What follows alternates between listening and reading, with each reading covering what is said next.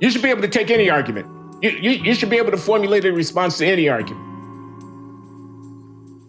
That's a good thing, to be able to formulate a response to any argument, but I'm not going to browbeat a student. There's a line. Yeah. It's hard. Where do you draw the line? But what's disappointing is when people, and I think this is human cognition, I'm not immune to it, having trouble dealing with degree and gray zones. And there's so much of that in these issues about race. It's almost never just one thing or the other. Hey, John, what's up, man? How you doing? So good to see you again. Long time no see. Glenn Loury here, The Glenn Show with John McWhorter every other week, sponsored by the Manhattan Institute. I teach at Brown University. John's a professor at Columbia University. He writes for the New York Times. So, yeah, I'm back from back surgery. How are you? Well, I'm doing the show. I'm doing interviews about the book that's coming, going to be published on Tuesday. We're speaking on Saturday. Mm-hmm. I'm getting my grades in for my undergraduate seminar on race and inequality. First-year students here at Brown, 20 of them fresh-faced. They haven't seen me in a while because I've been in intensive care and surgical and post-operative and rehabilitation, and I've been home now a couple of weeks. It's a month since the surgery. The students haven't seen me, but they've heard from me. Paper number 3 is due on Friday of next week. As we head into the end, I'm going to have to grade them. So I figured I'm kind of okay. That's good. The grades, I hear you. I have material to read from 80 different human beings, come to think of it. And I have to have that done actually sooner than I get the feeling the Brown deadline is. That's the part of May that I usually don't talk about. Yeah, that's right. But this is not a typical academic season because there are civil disturbances ongoing at universities around the country, including Glenn, that includes yours Brown, right? and mine. Yeah, it includes Brown. Yeah. The president kind of struck a deal with the encampment that she would take their divestment proposals before the corporation for a formal presentation and vote. Oh, and yeah. So there was Brown, a kind of compromise. At Brown, they actually came to an entente. Right. Yeah. Of sorts. But you're at Columbia, which has been like the eye of the center of the maelstrom or something like that. Cops came in and dragged people out and stuff. They used heavy equipment to enter the second floor window, and it was all a big to-do. Is your graduation going to take place? Not the big commencement ceremony. The students have come up with a way of kind of halfway doing something themselves, but not the classic thing. And Hamilton Hall is where I used to work until just a few years ago. And in the footage that I've seen of the breaking into the building, they broke into the American Studies wing, which is exactly where my office was. And I got to see what used to be my office being broken into, with the window on the door broken and the desk I sat at turned over. I mean, this is some real stuff. It's been quite an adventure. I take it that you take umbrage, that you feel violated. I don't feel violated by somebody busting up an office that I don't work in anymore. But the Hamilton move was unfortunate. As I wrote in the New York Times, there was a performative aspect to that. Look at what happened in 1968, and to show them that we really mean it, we're going to go bust into Hamilton too. But the thing is, that wasn't going to have any effect. It wasn't going to make Manoush Shafi change her mind, or the board of trustees. And I think that took a really useless turn. The encampments was one thing, but to bust up Hamilton Hall as a kind of, cosplay is, that wasn't a good idea, because it was more about drama than actually getting anything done. And it really did remind me of yelling Black Power to a happy crowd, say circa 1968. Yeah, I saw you say that in the Times, man. Yeah. And you know what? Some people, the responses I've gotten to those two pieces about Columbia are so illustrative. And so one person wrote me, not one, many people have written me under the impression that what I said in that second piece about the wrong term is that the civil rights movement they seem to think that what I was saying was that protest was the wrong way to go in the civil rights movement all the time. Now, why in the world would I think that? Why would I think... that's a willful misreading. You said exactly the opposite. I said you protest, but then also after you that, need politics. You sit down. And it's just, honestly, it frustrates me a little bit because I think my piece was perfectly clear. I'm not saying that the Montgomery bus boycott was fucking wrong. What these people are coming from is they like the idea of me saying that. They think I'm this bourgeois person who wants everybody to just calm down. They love the idea of me saying, pull your fist down and just talk. They get off on it. And it's such a useless way of thinking to, one, demonize people. It's not like my feelings are hurt, but it's just, can't you rise above this? And then also, what I'm saying is just common sense. And I think most people agree with it. But people are so interested in making people like you and me into cartoons. And it's unconstructive because I think it distorts their sense of what progress can be now. Ugh.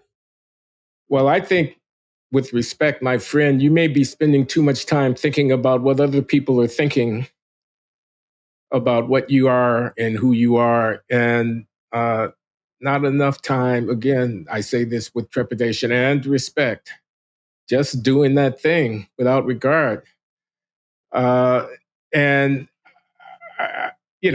you can't really control what they're going to think about you. I mean, of course, they're going to impute motives, vile motives to you, callow, cowardly motives. Haters gonna hate, yeah, and you get exactly. Haters are gonna hate, and you can't let that get in the way. So the analogy, civil rights, and these encampments. It feels to me like these encampments are more akin to anti-apartheid demonstrations of the 1980s or something than they are to a sit-in of the 1960s. And I think the move to civil disobedience, which taking over Hamilton Hall, I mean, I'm inclined to agree with you. It does feel very performative and a reenactment of something, and a kind of grasping onto a certain idealization of virtue and all that, as opposed to being related in a substantive way to politics in the broadest sense of the term. Except it occurs to me that the motivation, I mean, is not unilateral. It's not one-dimensional.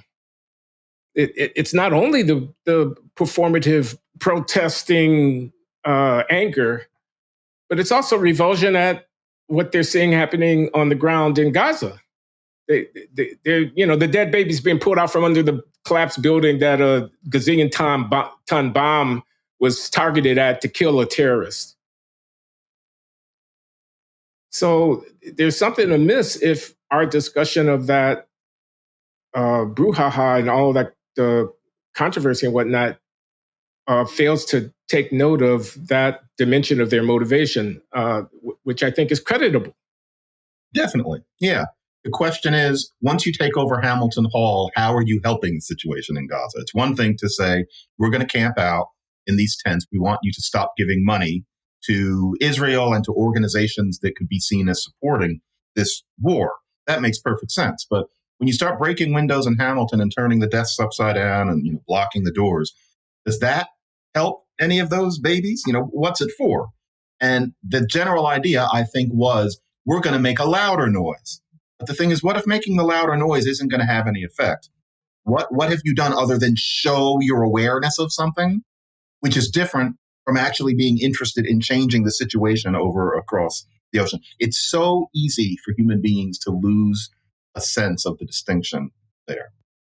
Okay, so what do you think about this? I mean, I can channel my friend Cornel West. Empire. The forces, the large, profound forces that shape political economy at a global scale. The various wars and conflicts in which the United States is enmeshed bespeaks the operation of empire, of military-industrial complex, of various kinds of ideological, programs. And Israel is a part of that. And the alliance between the United States and Israel, which is at the root of what people are protesting about. I mean, they're Americans, after all. These are American institutions. It's our involvement in the events that are being perpetrated in Gaza that is the subject of critique. And he's going to say there's something fundamentally corrupt there, and that the students may be misguided, as you say that they are, but their outrage and misbehavior is kind of like a canary in the coal mine or something like that. It's kind of like a emanation of something that's bubbling up from below that forces there. And then he's going to invoke a history. And I know I dare not go down the road and try to talk about the history of the conflict and all of that, because I'll stop. I'm going on. At the end of the day, it's about whose side you're on. The students' outrage makes perfect sense. Having an encampment, sure. And we can talk about the anti-Semitic aspect of it, which made it awkward, especially at Columbia. But the basic idea of being outraged at where the Gaza war has gone makes perfect sense. I mean, something that people often say, there's an assumption underlying a lot of it, is why aren't the same people upset about what Russia's doing to Ukraine or what China is doing to the Uyghurs, not to mention other people? Why does that not matter? Or what's going on in Sudan, where the Arab militias are slaughtering Black Africans and so on. Are creating, an utter misery for many more Black Africans than are suffering even in Gaza and have been for a long time. And the answer the tacit answer is that America and quote unquote white Israel are supposed to know better. The idea is we should not be connected to what's going on in Israel. And I've also heard people just say straight out, Israel should know better. And so there's something about the Chinese, there's something about Russia, there's something about Africans where, yeah, it's troublesome, but that's just what happens with them and we'll just have to see. But if Israel does it, well, Israel ought to know better, and America should not be supporting Israel in doing it. And that makes me itch a little bit, but I understand that the issue is, a crucial thing is America is supporting what Israel is doing. Maybe people would feel the same way if America were giving Beijing money to do what it's doing to the Uyghurs. But yeah, the outrage is important. The question is what you do about it and where it shades off into theater rather than directed action. You know who wrote me about this, actually? We have talked on this show about me doing an event with Mary Frances Berry, who was somebody who became prominent late 60s and into the 70s. And for a while, she's got to be up in years by now, no? I would think. U.S. Civil Rights Commission, she was on it and giving Abby Thernstrom and Peter Kirsanow. No, I remember Mary Frances Berry. Yeah. Yeah. I think she's a lawyer by training. And she's a lawyer and a veteran civil rights advocate. And she going back a half century. Yeah. And she and I were on a panel at the New York Historical Society, a good 15 years ago now. And I've mentioned with you in an earlier show that I found her very deft in that it was clear that she did not wish to say a word to me.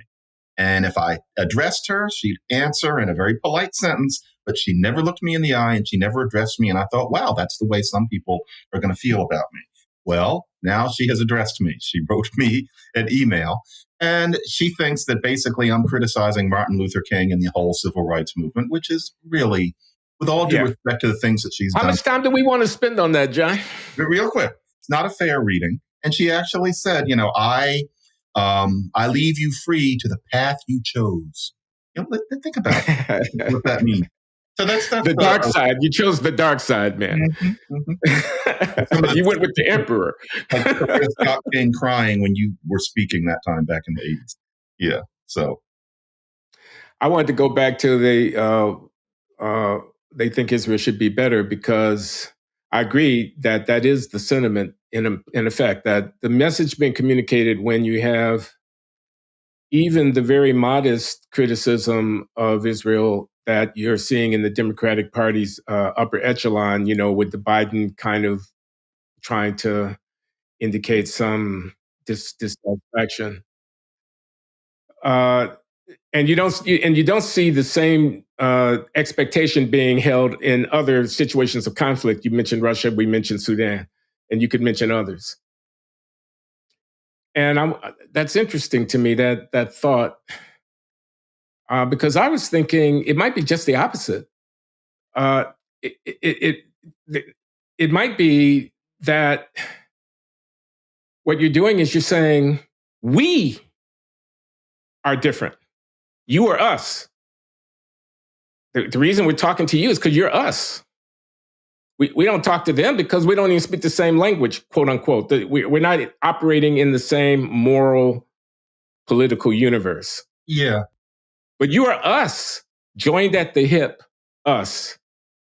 And we expect better of ourselves. Mm-hmm. That's just a different way of interpreting that message. And, we're probably right. I think it is a more advanced way of thinking to not be so casual about, slaughtering huge numbers of people. There's where do you draw the line in terms of the proper response to what Hamas did? But yeah, frankly, on that, we are better. We are better than Vladimir Putin. We are better than what China is doing. We've got something on them. But I find it interesting that some people wouldn't want to quite put it that way. I want to talk to you about Ground News. It's a website and app that makes it easier to stay informed and not get trapped in an echo chamber. Thanks to Ground News, I get news I would have otherwise missed, and not from one source, but from more than 50,000 sources across the world and from every side of the political spectrum. Go to ground.news/Glenn Show to see for yourself. With each news story, I get a visual breakdown of the outlets that reported on it, their bias, their track record on staying true to the facts, and who owns them. My favorite feature, the blind spot feed, shows me stories with political undertones that are ignored by one side of the political spectrum. Here's one. Iranian universities offer scholarships to U.S. professors and students expelled over pro-Palestine demonstrations. It's been covered by 25 sources, but only one of them comes from the left, with 84% of coverage coming from sources that lean right. I wouldn't have heard about this story if not for Ground News, and it's no surprise that sources that lean left wouldn't want to cover it. Ground News keeps me more engaged with the news and introduces me to diverse sources of information spanning the entire political spectrum. I think it makes me a better citizen, and I think we will all benefit from this kind of service. If you subscribe right now, you'll get 40% off their Vantage plan, which gives you unlimited access to all their features for about $5 a month. This offer is only available through my link, so go to ground.news/Glenn Show or click the link in the video description. Join me in supporting an independent platform trying to make the news more transparent and accountable. But what do you think, Glenn, about how far the war has gone? Because let's say that Israel had killed 1,200 people in response. So there you go. What else? It's a very difficult situation to come to a clear judgment on, but what do you think? Should they blow Rafah down or not? Well, I don't think they should, because the humanitarian cost of doing so is too high for me. But that's easy for me to say because I don't live in Tel Aviv. Mm-hmm.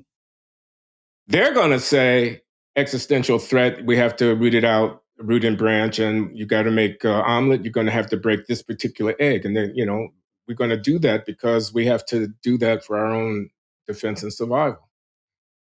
So the way that the Israeli polity and its government would weigh the relative cost would be different from the way that I would weigh the relative cost. Now, in so doing, in weighing the relative costs in such a way that I would not root out every last tunnel in Rafah at the expense of another 20,000 or 30 or 50,000 dead,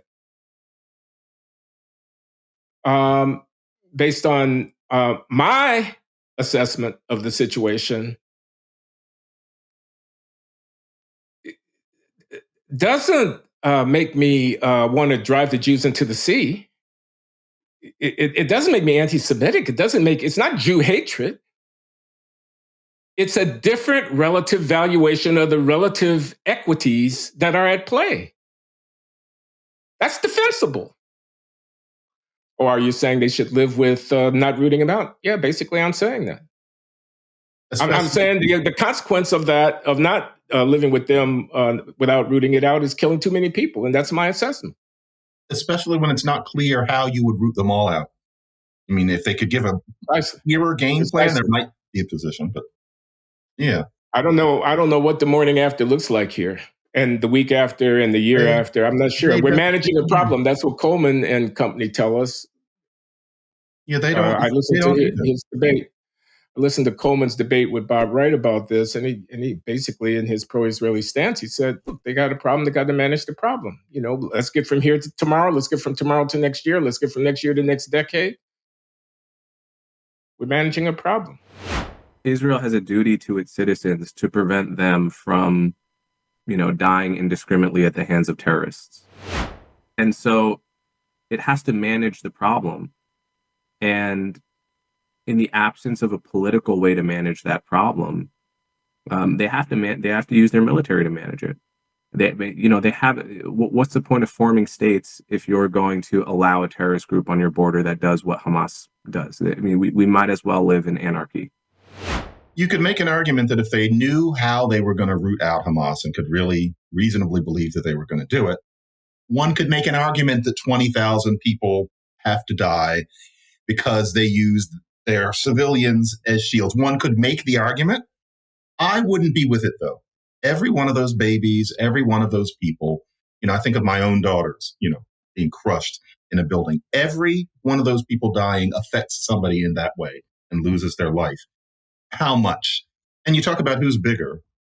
Israel has been bigger in various ways, but I would hope that they could be even bigger and realize this many innocent people dying at our hands is not where we're going to go. It's not that we're going to not kill anybody, but not this much, not more tens of thousands. And that's a lot. Yes. Who am I to say when I'm not living in Tel Aviv and sitting at a cafe and looking and wondering whether something's going to fall from the sky? That's the point. And that's hard. Yeah. I know there are many Israelis that feel the way you and I do, but still there are just as many who don't, and they're not all right-wing people either. So it's hard. Let's talk about John Cage. Fuck.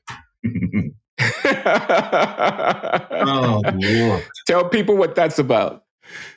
I wrote a piece saying that the tone of the protests at Columbia had become such that it was hard to be Jewish on campus, as in some people were already going home before it was explicitly suggested by one of the rabbis that the students follow, that if you are Jewish, not just Israeli, but Jewish, then a lot of these chants, a lot of the facial expressions, the sheer volume and duration of it, where do you draw the line? But there got to be a point where I had experienced so many crying Jewish students in my office and beyond that I thought, somebody needs to say something. And I opened it with saying that I was teaching my music humanities class.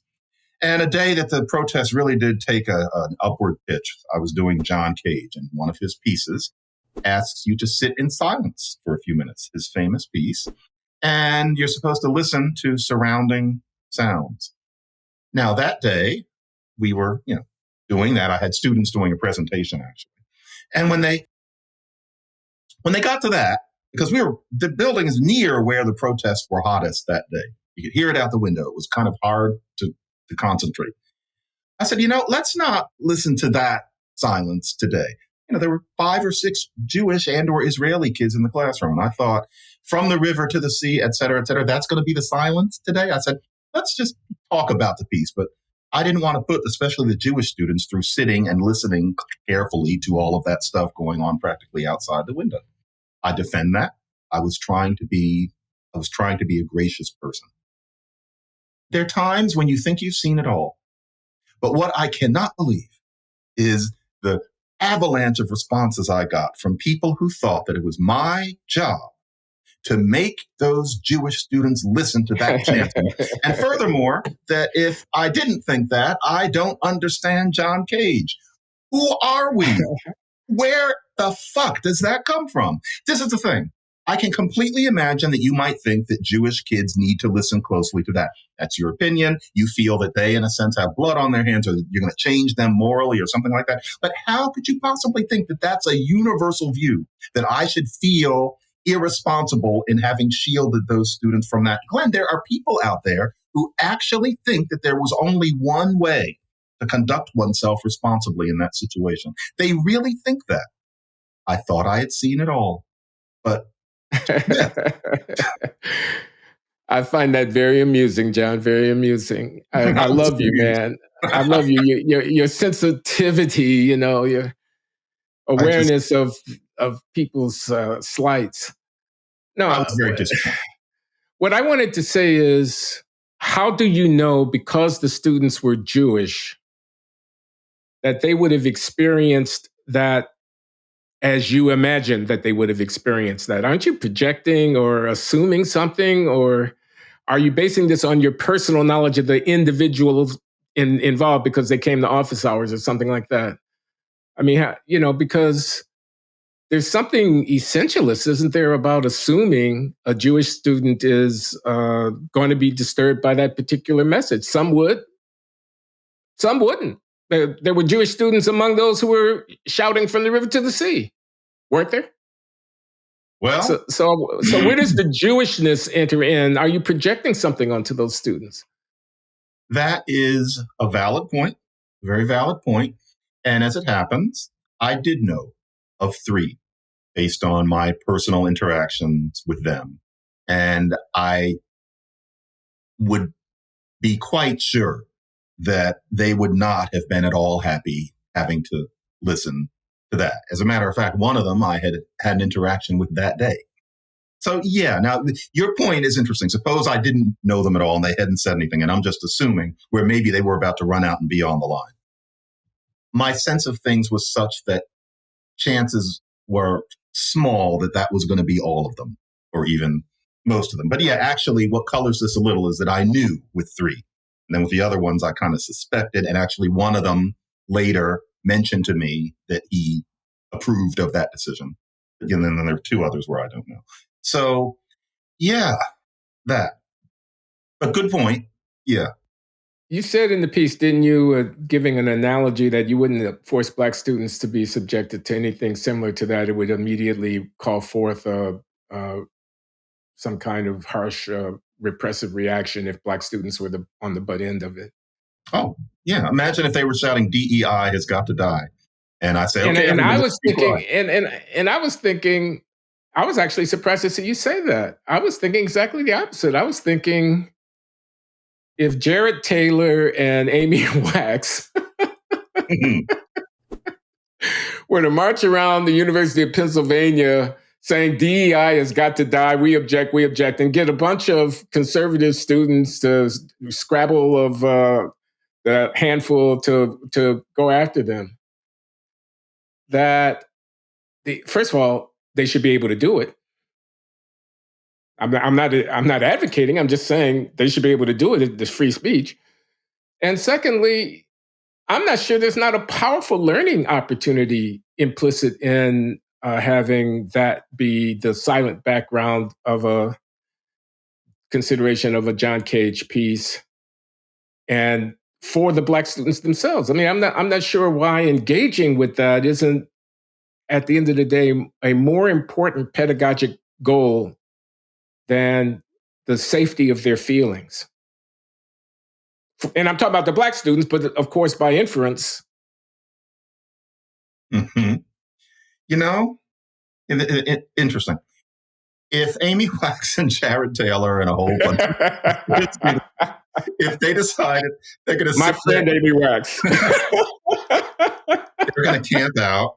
Now, first of all, the minute they did it, they would be instantly sent to the planet Uranus. I mean, there'd be no question. Yeah, I know they would not last 5 minutes. No, I agree. But truth they should be able to, in my humble opinion. I think so too. They should be able to sit out on the lawn and something like, "You are not as smart as us. You're just fit to drive a bus," or something.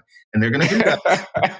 I made that up. I don't know what that was. But black students, if black students said, "This makes me feel unsafe, I just can't stand this," I would say, no, we've got to stop that. We are overextending this word safe. And I felt the same way about the encampments at first. But it's an issue of degree. Let's say that it was hundreds of people yelling things like that, and not just one day or a couple of afternoons, but for weeks and weeks. And it gets louder and louder, and the cops are coming. If a black student said to me, "I'm feeling quite uncomfortable and I'm going to go home," I would completely understand, and I would never fill a classroom. There were black students in the class too. I would not fill that classroom with "DEI has got to die" for 4 minutes. No, I would think that was more than anybody should be expected to expect. I would have done the same thing. So, yeah, what do you do to people? What is too much? And opinions will differ, but I think that different opinions in this are also valid, which some people don't seem to understand. Yeah. Would you subject students to that? Let's say that it's Amy, Jared, and a whole bunch, and they've got signs, and they're right under the window. Would you sit for 4 minutes plus and have students of color listening to this? I would not myself. Yeah, I don't know how to answer that question. I mean, I could say yeah, but I think that would be a cheap retort. I think the pressure to protect them from and to avoid the trauma. I mean, that conversation that you're going to have after the 4 minutes and 33 seconds is going to be one hell of a conversation, which is a reason to do it. And this was a class about music. The therapeutic versus the kind of enhancing the critical reflection. What do you put people through? I could see tailoring the facts that I presented in a lecture about African American disadvantage so as not to seem to be denigrating Black people in an audience in which I had Black students. How I said whatever I had to say about the Black family or about out of wedlock birth rates or about school failure or about criminal violence, where there was a huge racial disproportion, I would temper, I'd offer qualification, I'd say it, but and then I'd try to indicate that I didn't mean that it was a put down of Black people in some kind of categorical sense. So that kind of concession, and I expect that that's going to be true across the board. I mean, if I were discussing my feelings about Israel in front of Jewish students, I would be very cautious about not wanting to seem to be saying things that they would find to be very offensive. So some kind of deference to that sensibility, even if it compromises the cutting edge of the pedagogic, intellectual growth thing. You should be able to take any argument. You should be able to formulate a response to any argument. That's a good thing, to be able to formulate a response to any argument, but I'm not going to browbeat a student. There's a line. Yeah. It's hard. Where do you draw the line? But what's disappointing is when people, and I think this is human cognition, I'm not immune to it, having trouble dealing with degree and gray zones. And there's so much of that in these issues about race. It's almost never just one thing or the other. And so, yeah, how much do you change standards, for example? Probably most people agree that with racial preferences, you're going to change them some. How much and for what reason? That makes this stuff really tough, because what you want is just the slogan and the quick fix. But nothing interesting works that way. But yeah, so that was John Cage. And then we moved on. But yeah, last time I wrote for the Times, I wrote about the musical version of Raisin in the Sun, because whenever anything like this happens, my first thought is, I want to do something happy. It's like I want some candy. After I wrote Losing the Race, I thought, not another race book. And I wrote this jolly book about language, The Power of Babel, as a palliative. That's why I wrote that. And with Raisin, I thought I want to do race, but I want it happy. And I really had been listening to that LP. Well, I knew it. I knew it before I saw your commentary on this Black musical reenactment of Lorraine Hansberry. Because I said John has been, bouncing around in the cauldron, because you're talking about all this controversial stuff and you're getting criticism. He's going to do a musical theater piece. You knew? I knew the next piece coming was a musical theater piece. I knew. You didn't know me. Yeah. And more power to you. Yeah, and it worked. I am palliated because I really was thinking about that musical at the time. Don't know what's next. Okay, now forgive me, John. Forgive me. I want to talk about my book because today is May 11th. My book is being published on May 14th by W.W. Norton and Company. My book is called Late Admissions, Confessions of a Black Conservative. It's available for pre-order now, and it'll be available for sale. And there's an audio book, which I read myself 3 days in a booth in New York City. That is going through 439 pages of, my book. Nobody knows how hard that is. My hat's off to you. That's a lot. It's an autobiography. It's a story of my life from being a kid in Chicago through MIT graduate school, through my early academic career, through my political machinations, through my various personal challenges and turmoils, through marriages and grandchildren and all the rest. So, Glenn, have there been any reviews? I ask. Audience, of course, I know that there have been some. I'm so glad you asked. So your colleague Pamela Paul has done a feature at the Times where she interviewed me. She came here to my home in Providence, Providence, Rhode Island. I lived in Brookline, Massachusetts for many years. I always think it's in Massachusetts. It's a good piece. I think it's a very positive piece on the book and on me, warts and all. And there's been a review in the Wall Street Journal by Tunku Varadarajan, the staff writer there at the Wall Street Journal, who did a profile of me a couple of years ago for the Journal, and he's got a review which is, I think, very positive and reveals a sensitive engagement with the book. And then there's a review in the Washington Post by a gentleman, John McMillan is his name. He's an academic at Georgia State University. He's a historian who's been writing about American political culture and the post 1960s era in his academic work. I don't know his credits beyond that. But the review gets the book, it gets what I'm trying to do in the book and appreciates it. And just thank you for allowing me this extended discussion of my book, John. To fix ideas here, what am I after in the book? I'm after engagement with the problem of self-regard, with the existential challenge of taking the measure of one's own life and trying to communicate that, which is what the book is. And the pitfalls of self-delusion and decide the games we play with ourselves, the cover stories, the rationalizations, the self-aggrandizement. And I enter into a cooperative relationship with the reader.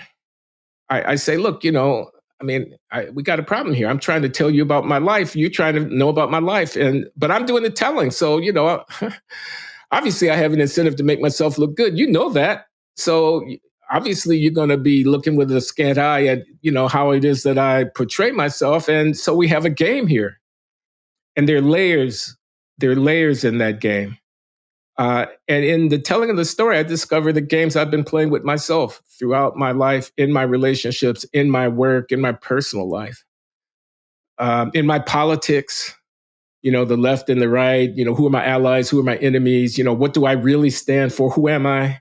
In my racial identity, the effort to live up to ideals that I think other people have about me, the constant struggle to live in good faith. So that's the book. There should be, and it's a great book, there should be a Black reviewer. The one thing that I'm noticing is that I'm not hearing that. And I think that would be an interesting additional perspective. I'm not talking about myself. I wouldn't be allowed. But, New Yorker, anybody, if the New Yorker's listening, you should put Vincent Cunningham on this. Or if he's not available, give it to Jelani Cobb. Atlantic, Hannah Georges. I would be interested in knowing what she thought of this one. To be honest, I don't think Ibram Kendi would be a good fit, but there is another. I'm blanking. There's a great guy Black writer that the Atlantic has been using lately. Oh, wait a minute. Oh, I can't remember his name, but put Tyler Austin Harper on this, for example. Everybody who reviews it is not supposed to be not Black. So just saying that to the media sphere out there. I accept that useful. I wonder comment. if some Black writers or reviewers are turning it down. Because what I'm just suggesting is not exactly a novel request. Why is nobody Black? I'm guessing too far. I don't know. We're early on. I mean, these organs presumably will engage the book in one way or another, and we'll find out whether or not they have a Black person to do it. I'm not privy to who all is being assigned. Get Michael Eric Dyson, please, or Gerald Early, or someone like Gerald. that. I'd love to know. I'd love for Gerald to read this book. Yeah, I have great respect for Gerald Early. Yeah, he's the real deal. So what else is on our agenda here, John? We kind of covered what's been on my mind lately because there's just been so much to think about. School needs to end, and then my mind is going to drink in some new things. How about you? Well, I'm on the mend over here. I'm not even supposed to sit still for more than 30 minutes without getting up and moving around. So I don't know, maybe we'll call it quits here for a relatively brief inaugural encounter as Glenn comes back from a massive surgery. Let me tell people how I'm doing really, though. You asked me how I'm doing. I'm doing not quite as well as I look. These guys went to work on my lower back, man. They cut it open. They inserted screws and rods. They shaved away bone. They opened up channels for nerves to be able to go through without irritation and inflammation. How long were you down the line? 8 hours. It was an 8-hour procedure.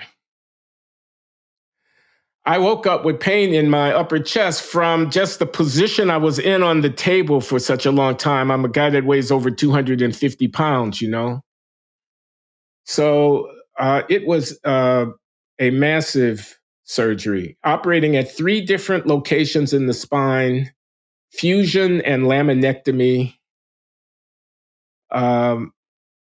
I was in intensive care for 4 days after the surgery and in the hospital for another week before transitioning to a rehabilitation facility, which was like a hospital, for another 10 days before coming home. I've been home now for a couple of weeks.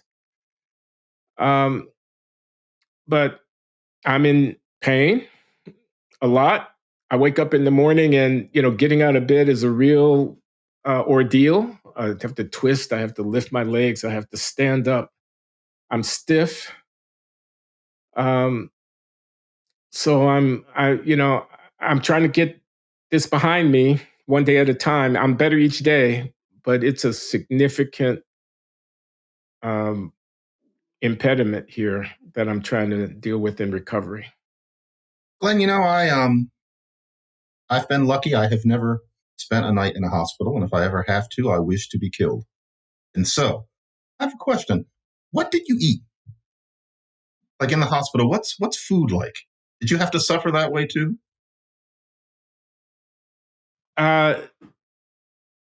It wasn't as bad as it could have been. But that's it. So when I was in the hospital, they'd come around and ask me what I want for breakfast, what I want for lunch.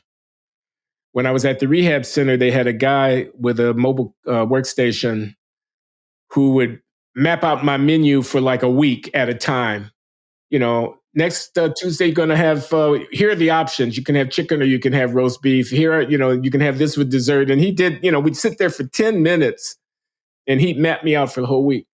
The food would come on time. In the rehab center, it was plentiful. I mean, they were giving me desserts and I could get seconds. My man, Peter, my personal care associate, Peter, who would sponge bathe me. It's this wonderful Cameroonian brother who, would take a towel and dry between my toes, using the edge of the towel to get the moisture from between my toes because I wasn't able to bend over and wash my own feet. Peter. This is why I can't have this. I've told you. One night they had lasagna. The food generally was not that good. Okay. It was okay. It was just cafeteria food. But one night they had a beautiful lasagna. And I asked Peter if I could get a second helping. He went down to the kitchen and he brought me a plate with 3 servings of this lasagna on it. Did Peter, by any chance, talk about language with Peter? Did you talk about what language he speaks other than English? Well, okay. So I know he is from Douala.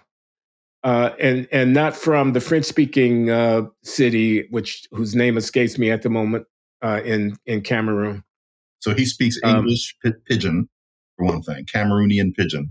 And then there's going to be some indigenous language, but you two probably didn't talk about it because No, we didn't talk about that at all. We talked a little bit about the politics of his country, but not much at all about the language because, his English was impeccable. He'd been here since his student days 20 years before. Yeah. I had a good friend for years. Jume Wingo is his name. He's the philosopher who was a fellow at my institute at Boston University, and we became close friends. Who was Cameroonian from the mountains. He was a Muslim. The Inso group, the tribal group, and Banso was the language that they spoke. Yeah. Okay. He read Arabic. He was a very impressive guy, and they're more interesting linguistically than we are. Yeah, it's a very rich area in that way. Neat. So anyway, were we signing off or what? I guess so, Glenn. Yeah. I think we are. No. Let me thank you for the guest hosting that you did in our bi-weeklies when I wasn't able to do the bi-weekly with Clifton Duncan. Clifton Duncan and Tyler Austin Harper. Tyler Austin Harper, yeah. You held the flag high, and I'm grateful. Nobody can be you, Glenn. But I'm relieved that you're back because that means I don't have to do it a third time and feel inadequate. But I was happy to do it. And you were more than adequate, way more than adequate. Both guests were really quite fascinating. I loved your comment about Duncan's voice because it is absolutely hypnotic. There's no doubt about it. So many people have said that. That's right. And I liked Tyler a lot. I saw you got into discussing his work with him, his writing about apocalyptic fiction. Yeah. Because what's that? Yeah. Exactly. Now they're both really interesting, but Tyler in particular, I had no idea exactly where he was coming from. And now I feel like I know where he started and where he is now. And so, I enjoyed them. I think that both of them should be on your show again. But I was happy to sit in. All right, my friend. Thanks for the conversation. We'll see you in a couple of weeks. We're going to have to get back to the Q&A for the month of May, but that's ahead of us. Okay. Good. We didn't do a Q&A for the month of April because I had surgery on April 10th. Apologies to subscribers who missed the Q&A, but we're going to get back on beat for the month of May. I'll be in touch, John. Very good.